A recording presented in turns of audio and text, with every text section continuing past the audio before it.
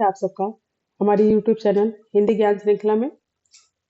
जैसा कि हम लोग अभी रीतिकाल पे विशेष रूप से चर्चा कर रहे थे, अभी तक हम लोग आदिकाल, भक्तिकाल और रीतिकाल पे विस्तृत चर्चा कर चुके हैं। बहुत सारे एक शब्द में उत्तर वाले प्रश्न भी आए और बहुत सारे निबंधात्मक प्रश्नों के भी विषय में विशेष रूप से चर्चा हुई। आज का जो ये विषय है, इसमें अब हम लोग परीक्षा उपयोगी प्रश्न श्रृंखला लेकर के चलेंगे, जो सीटेट, नेट, जेआरएफ और हायर एजुकेशन या बीए और एमए की जो बहुविकल्पीय प्रश्न होते हैं, और उसके लिए भी बहुत उपयोगी होगा।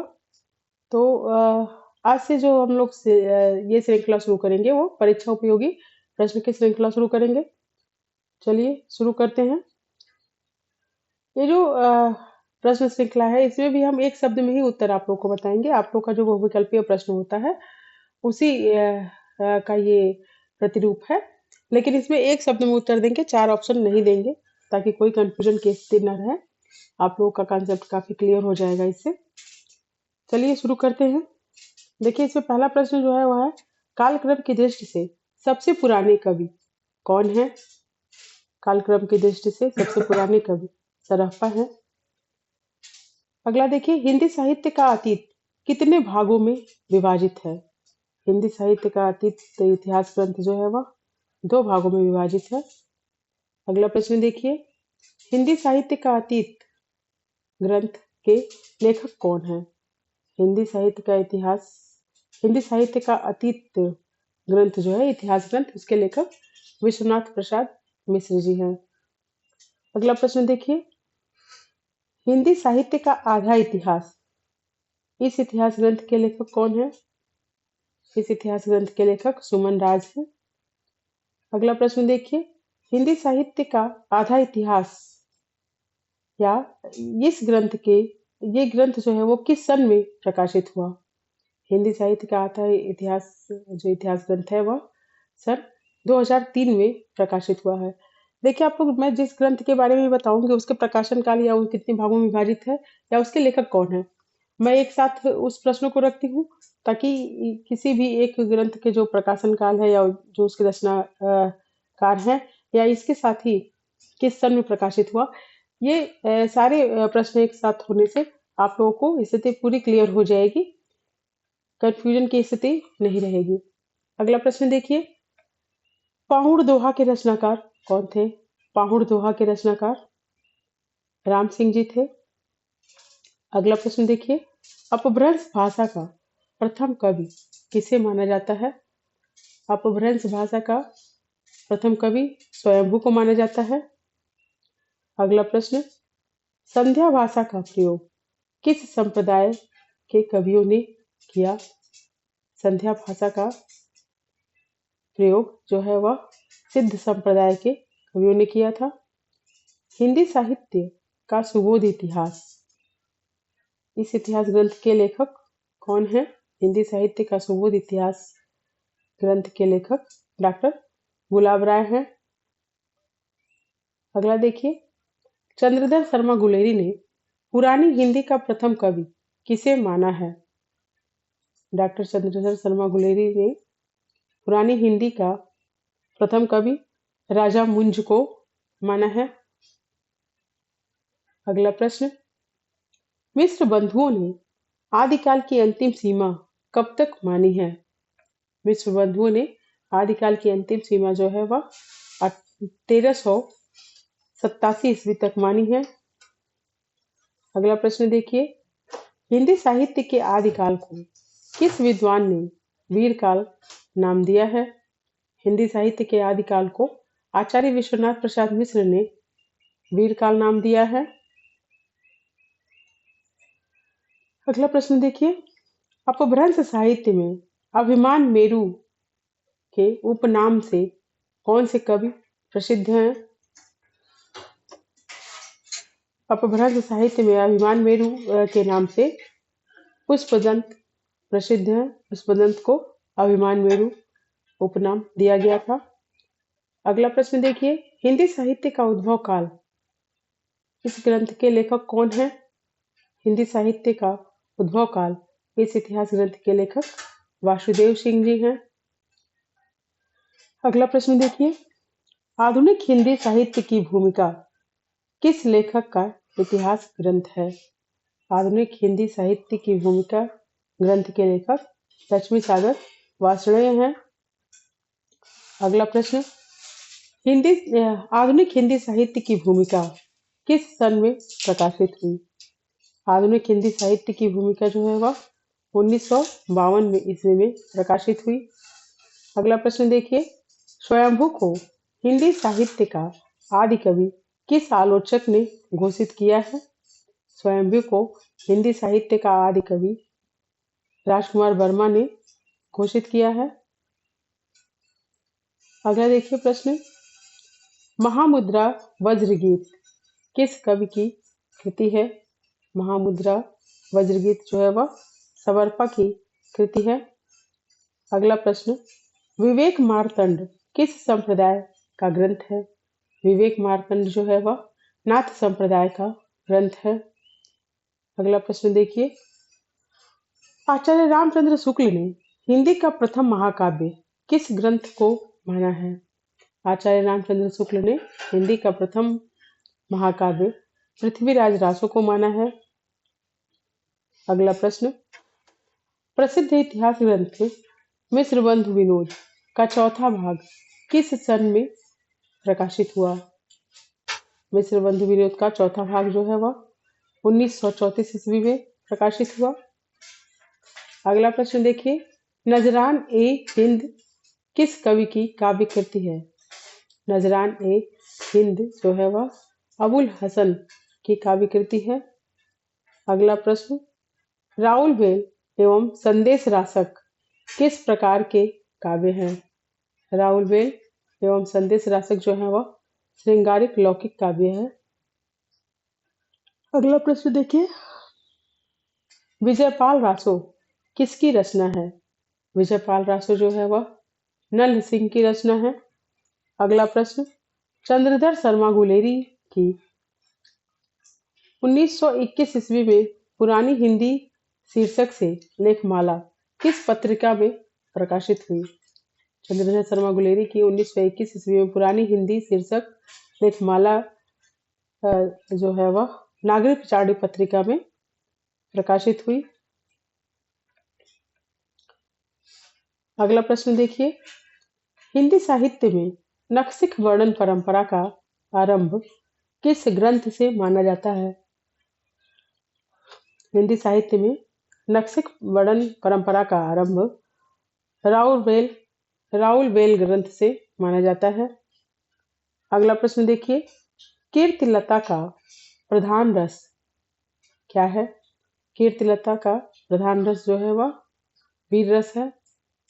अगला प्रश्न, अभिनव जयदेव की उपाधि से विभूषित कवि कौन माने जाते हैं? अभिनव जयदेव की उपाधि जो दी गई थी वह कवि विद्यापति जी को दी गई थी। अगला प्रश्न, नाथ संप्रदाय में बालनाथ किसे कहा जाता है? नाथ संप्रदाय में जलंधर नाथ को बालनाथ कहा जाता है।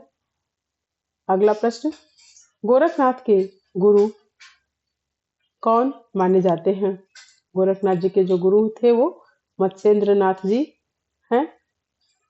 उनके गुरु मत्स्येंद्र नाथ जी माने जाते हैं। यह थे कुछ प्रश्न जो परीक्षा के लिए अति महत्वपूर्ण है। आप अगर इसको ध्यानपूर्वक देखेंगे तो आप ये पाएंगे कि इसमें कोई सामान्य प्रश्न नहीं है। बहुत सारे प्रश्न जो है वह रेगुलर लीक से हट करके हैं, जो बीए एमए में साधारण प्रश्न पूछे जाते हैं उससे थोड़ा हट करके है, क्योंकि ये जो प्रश्न श्रृंखला है यह हायर एजुकेशन के लिए ज़्यादा उपयोगी है। नेट जेआरएफ में ये ज़्यादा उपयोगी होगा, सीटेट में ज़्यादा उपयोगी होगा। तो इसके लिए ये जो प्रश्न श्रृंखला है उसमें साधारण प्रश्नों को हमने नहीं रखा है। साधारण प्रश्न तो कहीं भी आप लोग को मिल जाएंगे। ये जो प्रश्न श्रृंखला हमने बनाया है ये बहुत ही शोध कार्य के बाद हम आप लोग के सामने लेकर के आते हैं। बहुत गहन अध्ययन के बाद कुछ प्रश्न बनाते हैं जो आप लोग के सामने लेकर के आते हैं, जो अति महत्वपूर्ण होते हैं परीक्षा की दृष्टि से। ऐसा मैं नहीं करती हूँ कि बहुत सारे प्रश्नों को ले आकर के आप लोग के सामने 1.5 घंटे 2 घंटे का एक प्रश्न श्रृंखला डाल दें और आप लोग को पढ़ करके कंफ्यूज होते हैं। वो चीज मैं नहीं करती हूँ। तो ये जो परीक्षा उपयोगी प्रश्न थे, आइए एक बार इसको थोड़ा सा रिवाइज कर लेते हैं। देखिए, कालक्रम की दृष्टि से सबसे पुराने कवि सरहप्पा माने जाते हैं। हिंदी साहित्य का अतीत दो भागों में विभक्त है। हिंदी साहित्य का अतीत ग्रंथ के लेखक विश्वनाथ प्रसाद मिश्र जी हैं। हिंदी साहित्य का आधा इतिहास इस ग्रंथ के लेखक सुमन राज हैं। हिंदी साहित्य का आधा इतिहास ग्रंथ सन 2003 में प्रकाशित हुआ। पाहुड़ दोहा के रचनाकार राम सिंह जी हैं। अपभ्रंश भाषा का प्रथम कवि स्वयंभू को माना जाता है। संध्या भाषा का प्रयोग सिद्ध संप्रदाय के लोगों ने किया। हिंदी साहित्य का सुबोध इतिहास इस ग्रंथ के लेखक डॉक्टर गुलाब राय हैं। चंद्रधर शर्मा गुलेरी ने पुरानी हिंदी का प्रथम कवि राजा मुंज को माना था। मिश्र बंधुओं ने आदिकाल की अंतिम सीमा 1387 ईस्वी माना था। हिंदी साहित्य के आदिकाल को वीर काल नाम आचार्य विश्वनाथ प्रसाद मिश्र ने दिया था। अपभ्रंश साहित्य में अभिमान मेरु के नाम से प्रसिद्ध जो कवि थे वह पुष्पदंत थे। हिंदी साहित्य का उद्भव काल इस ग्रंथ के लेखक वासुदेव सिंह थे। आधुनिक हिंदी साहित्य की भूमिका इस ग्रंथ के लेखक इस इतिहास ग्रंथ के लेखक लक्ष्मी सागर वार्ष्णेय थे। आधुनिक हिंदी साहित्य की भूमिका किस सन में प्रकाशित हुई? आधुनिक हिंदी साहित्य की भूमिका जो है वह 1952 ईस्वी में प्रकाशित हुई।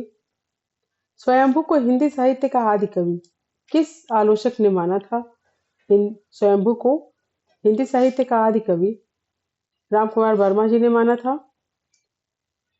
महामुद्रा वज्रगीत यह जो कृति है वह सबरपा की है। विवेक मार्तंड नाथ संप्रदाय का ग्रंथ है। आचार्य रामचंद्र शुक्ल ने हिंदी का प्रथम महाकाव्य पृथ्वीराज रासो को माना है। प्रसिद्ध इतिहास ग्रंथ मिश्र बंधु विनोद का चौथा भाग सन 1934 में प्रकाशित हुआ। नजरान ए हिंद यह कृति जो है वो अबुल हसन की है। राउरवेल एवं संदेश रासक जो है वह श्रृंगारिक लौकिक काव्य है। विजयपाल रासो की रचना नल सिंह ने किया था। चंद्रधर शर्मा गुलेरी की 1921 ईस्वी में पुरानी हिंदी शीर्षक से लेखमाला जो छपा वह नागरिक पचाड़ी पत्रिका में छपा था। हिंदी साहित्य में नक्सिक वर्णन परंपरा का आरंभ राउरवेल ग्रंथ से माना जाता है। कीर्तिलता का प्रधान रस वीर है। अभिनव जयदेव की उपाधि से विभूषित कवि जो है वह विद्यापति हैं। नाथ संप्रदाय में बालनाथ जलंधर नाथ जी को कहा जाता था और गोरखनाथ जी के गुरु का नाम मत्स्येंद्र नाथ जी था। ये था कुछ प्रश्न आप लोग के सामने जो परीक्षा के दृष्टि से बहुत ही उपयोगी है। ये बीए एमए के पाठ्यक्रम से संबंधित भी है और विशेष रूप से ये सीटेट के लिए विशेष उपयोगी होगा। उम्मीद है आप लोग इससे विशेष रूप से लाभान्वित होंगे। अगर आप लोग को कुछ और जानने की इच्छा हो या कुछ आप लोग को कमी लग रही हो तो उसके बारे में भी आप लोग कमेंट में बता सकते हैं। या कुछ और आप लोग जानना चाहते हैं कुछ मान लीजिए कि मैं एक क्रम में लेकर के चल रही हूँ पूरे पाठ्यक्रम को आदिकाल से लेकर के आधुनिक काल तक चलेगा और जो भी पाठ्यक्रम है उसके आधार पर मैं इसको लेकर के चल रही हूँ। इसके अतिरिक्त भी अगर आप लोग कुछ जानना चाहें तो उसके लिए आप लोग कमेंट कर सकते हैं। जो भी आप लोग का सुझाव हो कमेंट बॉक्स में आप जरूर कमेंट करके बताएं। आप लोग के सुझाव मेरे लिए बहुत उपयोगी होंगे और आप लोगों को और अच्छी पाठ्य वस्तु को मैं आप लोग के सामने प्रस्तुत कर पाऊंगी। उम्मीद है आप लोग इससे विशेष रूप से लाभान्वित होंगे। अगर आप लोग को मेरा वीडियो अच्छा लगे तो मेरे चैनल को सब्सक्राइब कीजिए, लाइक कीजिए, शेयर कीजिए और आगे बढ़ाइए। मिलते हैं कल के वीडियो में। कल इसी परीक्षा उपयोगी प्रश्न श्रृंखला 2 लेकर के आप लोग के सामने, भाग 2 लेकर के आप लोग के सामने आएँगे। मिलते हैं कल के वीडियो में, तब तक के लिए धन्यवाद।